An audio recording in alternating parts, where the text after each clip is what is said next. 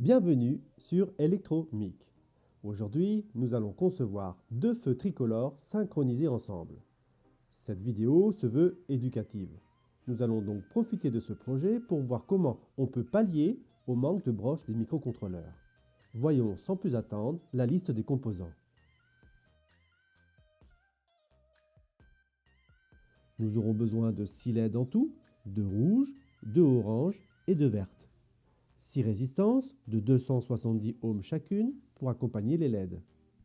Un tout petit microcontrôleur, c'est un Atini 85. Une résistance de 100 kΩ qui sera branchée avec l'Atini 85. Un CD 4001, c'est une porte logique non-OU de type CMOS. Et un bouton poussoir, qui n'est pas obligatoire, mais qui pourrait être utile pour vos futurs projets. Maintenant, voyons un peu l'algorithme des feux tricolores. Il y aura deux feux en tout, le A et le B. Chacun sera composé de 3 couleurs, le rouge en haut, le orange au milieu et le vert en bas. Nous allons étaler la chronologie sur ce que l'on appelle une timeline, une ligne de temps si vous préférez. Au début, pour éviter les accidents, les deux feux rouges seront allumés. Le feu A restera au rouge, alors que le B passera au vert. Les voitures pourront circuler en toute sécurité. Le feu A sera toujours au rouge lorsque le B passera maintenant à l'orange. Le feu A sera au rouge lorsque le B passera de nouveau au rouge.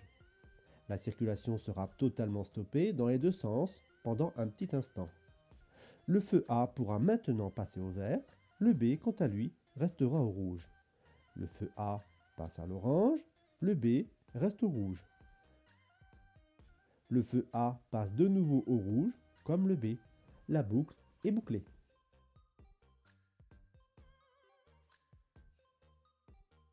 Vous l'avez certainement remarqué, il nous faudra piloter 6 LED en tout. C'est pour cette raison que j'ai choisi le microcontrôleur Atini 85.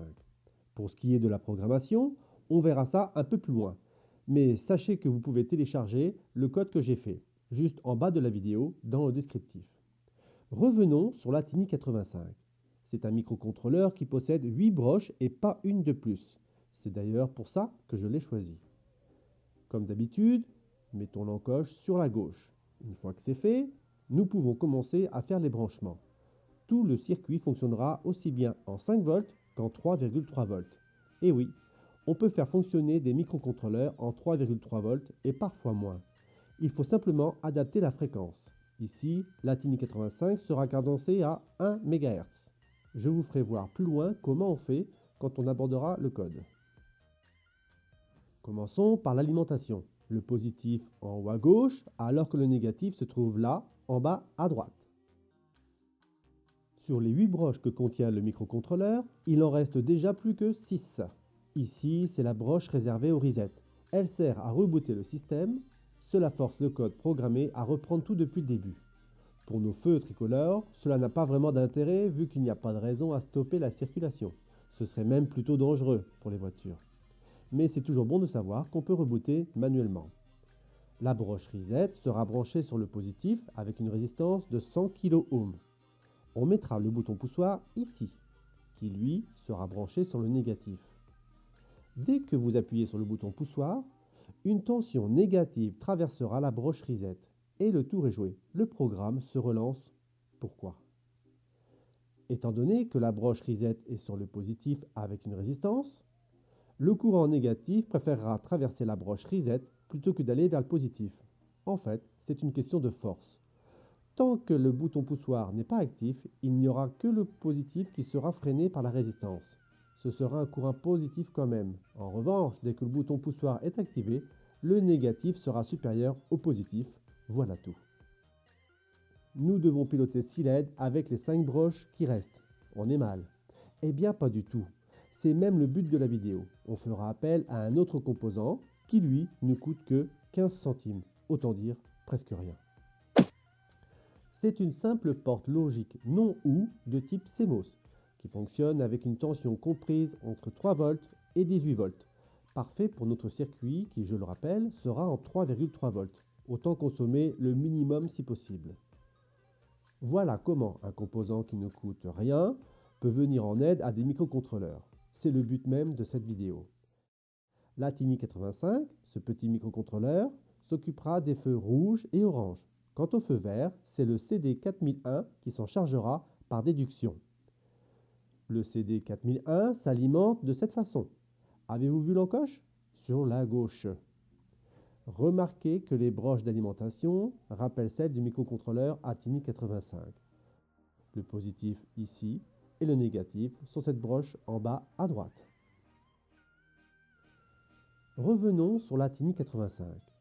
Les broches qui s'occuperont des LED rouges et oranges du feu A sont ici, alors que les LED rouges et oranges du feu B sont en bas. Idem pour la gestion des feux verts sur le CD4001. Voici la patte que nous brancherons sur la LED verte du feu A. Et voici la patte qui alimentera la LED verte du feu B. Maintenant, relions comme ceci l'Atini85 avec le CD4001. Le but étant que chaque sortie correspondant à la couleur rouge et orange soit reliée au CD4001. De cette façon, il pourra savoir si les LED rouges ou oranges sont allumés. Avez-vous entendu? J'ai dit pour savoir si la LED rouge ou la LED orange est allumée. Voilà pourquoi le CD4001 est ce que l'on appelle une porte logique non OU. Parce que ce que l'on veut, nous, c'est que si le rouge ou le orange est allumé, alors la verte restera éteinte. C'est donc le contraire du OU, d'où son nom, porte logique non OU. Un peu plus loin, j'expliquerai la logique du CD4001 avec le schéma. Puisqu'on parle de schéma, le voilà.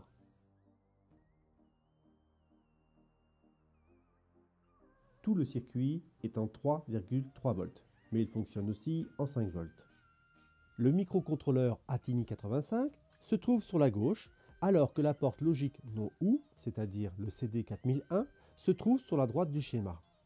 L'Atini85 sera programmé de façon à répéter l'algorithme des deux feux tricolores que nous avons vus tout à l'heure. Tout d'abord, il enverra un courant sur les broches 1 et 3 qui correspondent au feu rouge. Un peu plus loin, dans le programme, il enverra du courant dans les broches 2 et 4, à des moments différents évidemment, ce qui correspond aux LED orange. En ce qui concerne les LED vertes, c'est le CD4001 qui s'en occupera. Dès que les LED rouges et oranges seront éteintes, il s'occupera d'allumer les LED vertes. Voici ce que l'on appelle la table de vérité d'une porte logique non OU. Je vous explique brièvement. Si vous voyez un 0, ça veut dire que le courant ne passe pas. Si en revanche vous voyez un 1, ça veut dire que le courant passe. C'est du langage binaire, tout simplement. Sur la première ligne de la table de vérité, les LED rouges et oranges sont éteintes, ce qui est signalé par un 0. Dans ce cas, le résultat sera 1. La LED verte sera allumée. Deuxième ligne. La LED rouge est allumée, mais pas la orange. La verte sera donc éteinte. En fait, que ce soit la LED rouge ou orange qui soit allumée, la LED verte sera toujours éteinte, ce qui viendra compléter le programme de l'Atini85. C'est donc comme si ce tout petit microcontrôleur avait deux broches supplémentaires, parce que nous avons les feux A et B, souvenez-vous, et que le CD4001 simule les broches des LED vertes des deux feux A et B. Il reste donc une broche de libre sur l'Atini85. Pour éviter de faire fouillis, je n'ai pas indiqué de brancher l'Atini85 avec le CD4001. N'oubliez donc pas de connecter les chiffres entre eux, le 1 avec le 1, le 2 avec le 2, et ainsi de suite. Vous avez 4 connexions à faire. Voilà comment on peut, par élimination, résoudre le manque de broches d'un microcontrôleur. D'où l'intérêt de bien comprendre le fonctionnement du projet et également utiliser des composants logiques en complément des microcontrôleurs. Les portes logiques sont de vieux composants, mais redoutablement efficaces et très peu gourmands en courant. De plus, vous pouvez en avoir une dizaine pour 1 €. Ce serait dommage de s'en passer.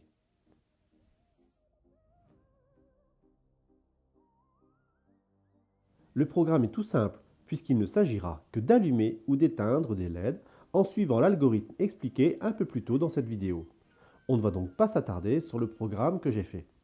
Avant de raccorder la TINI85 sur l'Arduino, nous allons faire en sorte que le programme reconnaisse bien la TINI85 en plus de celui qui est déjà sur l'Arduino. Nous n'enlèverons rien du tout, bien au contraire, on ajoutera. Vous pourrez par la suite choisir par un simple clic le microcontrôleur sur lequel vous souhaitez programmer, soit celui de votre Arduino habituel ou d'autres. Pour cela, cliquez sur Fichier, Préférences. Une nouvelle fenêtre s'ouvre. Allez en bas à droite et cliquez. Il faudra écrire un lien ici, afin que le logiciel ingurgite une nouvelle base de données sur laquelle se trouvera une liste de plusieurs microcontrôleurs, dont la TINI85. Pour éviter d'écrire, faites un simple copier-coller du lien que je vous ai mis en bas de la vidéo. Une fois le lien copié, validez, puis OK. Allons maintenant dans le gestionnaire de cartes. Pour cela, cliquez comme ceci. Outils, type de carte. En ce qui me concerne, la TINI est déjà dans la liste, mais pour vous, il faudra ouvrir le gestionnaire ici. À cet emplacement, en haut, écrivez ce que vous cherchez. ATINI. Dans la liste qui s'affichera, choisissez la base de données écrite par David A.Melis. Dans le menu déroulant, prenez la version 1.0.1, puis installez. Évidemment, toute cette procédure n'est à faire qu'une seule fois. Fermez la fenêtre. Maintenant, nous allons pouvoir choisir la TINI comme microcontrôleur. Allez dans Outils, Type de carte, ATINI qui se trouve tout en bas. Il existe plusieurs modèles d'ATINI. Ici, nous utiliserons l'ATINI 85. Alors, allez dans Type de processeur, ATINI 85. Je vous parlerai d'un autre ATINI un peu plus loin dans la vidéo. Notre ATINI 85 sera cadencé à 1 MHz. Faites comme ceci. Outils, Clock, 1 MHz. Vous voyez, le programme n'est pas très compliqué. On demandera au programme de vérifier. Pour ça, cliquez ici en haut à gauche pour voir s'il n'y a pas d'erreur de syntaxe. Ici, tout va bien. Remarquez en bas que seulement 11% de la mémoire de l'ATINI sera utilisée. Ça laisse pas mal de place. Maintenant que la vérification est faite, on enregistre notre programme sur l'ordinateur. Avant d'envoyer notre programme vers la TINI85, nous allons d'abord le brancher avec l'Arduino.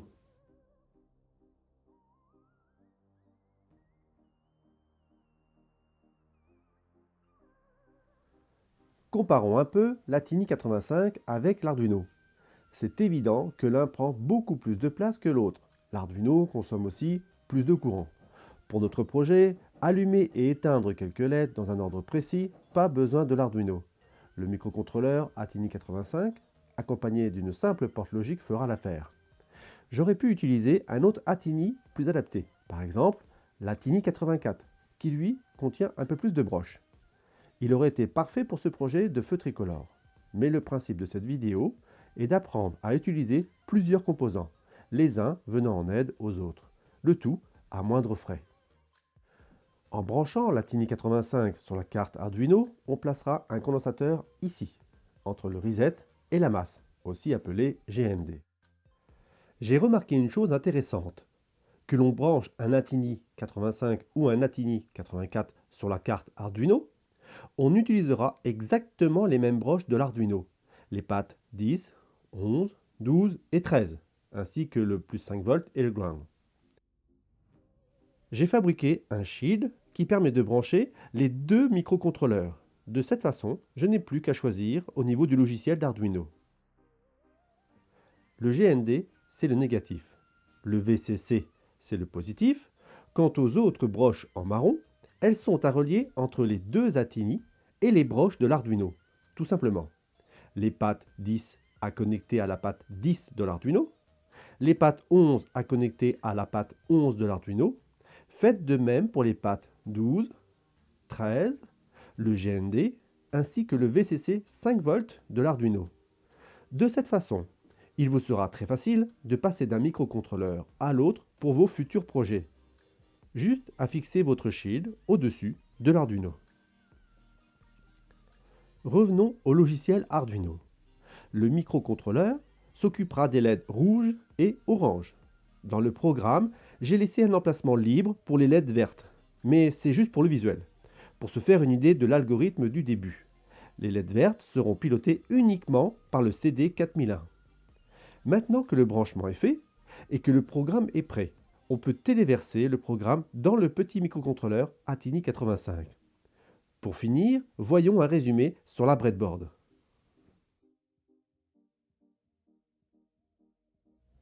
Sur la breadboard, on retrouve tous nos composants, même le bouton poussoir, ici. À quoi sert-il? Tout simplement à relancer le système. Pratique pour plusieurs raisons. D'abord, savoir que le microcontrôleur Atini 85 possède bien une broche reset. C'est toujours cool de savoir qu'on peut tout relancer à n'importe quel moment. Ici, c'est un bouton poussoir. Mais on peut, à loisir, l'échanger contre un système à distance. Par exemple, remplacer le bouton poussoir par une simple photorésistance. Et lorsque votre main s'approchera du système, le microcontrôleur rebootera et reprendra la procédure à zéro, de la vraie domotique. Revenons à nos feux. Où sont les feux de circulation? Ici. Qui les contrôle? L'Atini 85 en ce qui concerne les feux rouge et orange.